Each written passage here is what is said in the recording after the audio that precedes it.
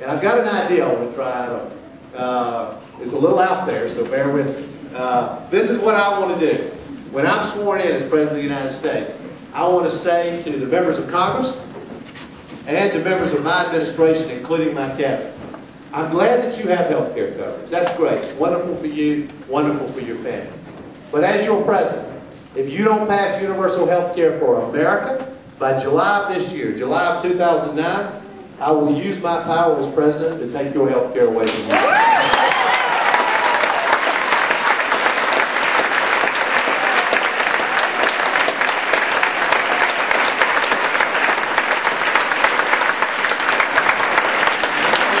Here's the idea. Unless I miss something, that crowd works for you, don't it? You pay their salary. You're paying for them. There's no, listen, I don't want to take their health care away from them, but I don't think it's right for them to have health care and America not have health care. The goal is not to take their health care away. The goal is to make sure that all Americans have health care coverage. Now, let me just say in advance, I'm going to skip some areas just because I want you to be able to ask about them. Let me just identify them, so I hope you will ask about them. Civil liberties and freedoms, global warming, which I think is a crisis. Ask me what I think we should do. I'll tell you. Extraordinary economic inequality we have in this country. We're becoming a country made up of a few rich people and everybody else. And we cannot tolerate that. It is absolutely un-American. So I would love to talk about that. And even the war in Iraq, I'm not going to focus on right now. But ask me, I'll tell you exactly what I think we should do. Because I want to spend time answering questions. The one other issue I do want to talk about is Iran. Because this is something that does and should worry the American people. Have you all watched Bush and Cheney rattling their saber on Iran? I mean, this is a dangerous, dangerous thing. And what I believe is we have got to be strong, and we have got to stand up to this president. We have got to make it absolutely clear that we are not going to let him do in Iran what he did in Iraq. If you listen to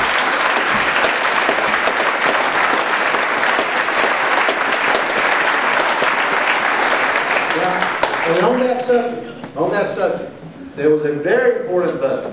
It took place on the floor of the United States Senate, which some of you know about, I'm sure, just a few weeks ago. That vote was on whether to declare the Iranian Revolutionary Guard, which is an elite military group inside Iran, a terrorist organization.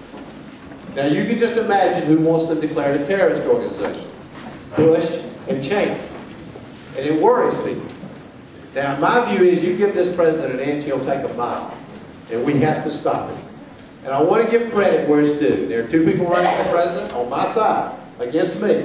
Joe Biden and Chris Dodd, who I believe did the right thing. They voted no. They stood up to the president. Senator Clinton voted yes. And she's entitled to her vote. But I can't tell you how strongly I disagree with it. I think it is an enormous mistake. And I do have to say, I read it, I didn't understand it. I'm going to be honest with you. I was surprised by it. I didn't understand it.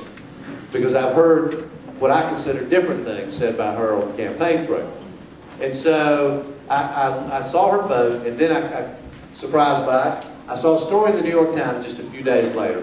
And it was from some of her supporters explaining why she did it. And basically what they said was she was moving from primary, I'll get this right, primary mode to general election mode. And I thought, did I miss something?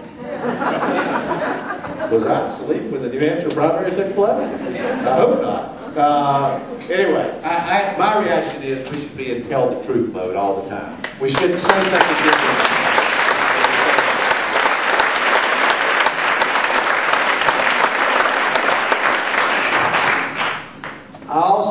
Also, what happened just a few days ago bears out what all of us would be concerned about.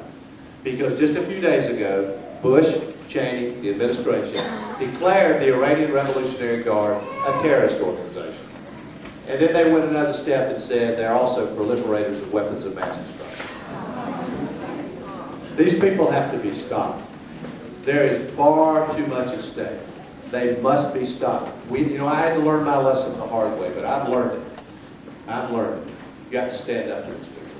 You have to be willing to be strong. And the last thing I'll say before I start taking your questions is I've talked about all these extraordinary challenges that we're faced with, whether it's Iran, Iraq, global warming, what are we going to do about healthcare in America, all these big issues. The one thing I do want to end this with, this discussion with, is American history and the American people have proven that there is nothing we can't do. When corruption has worked its way into our government before, the American people stood up and said, no more. This is our country, it's our government. It doesn't belong to a few people, it belongs to all of us.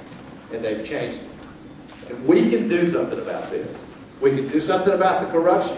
We can certainly do something about the incompetence by not putting people like Brownie, is that his name, in charge of FEMA. And we can do something about these big substantive issues. There is nothing that we can't do. And I admit I'm an optimist, but there is nothing that we can't do to solve these problems. And we can ensure, all of us together, we can absolutely ensure that our children have a better life than we've had. Thank you all very much.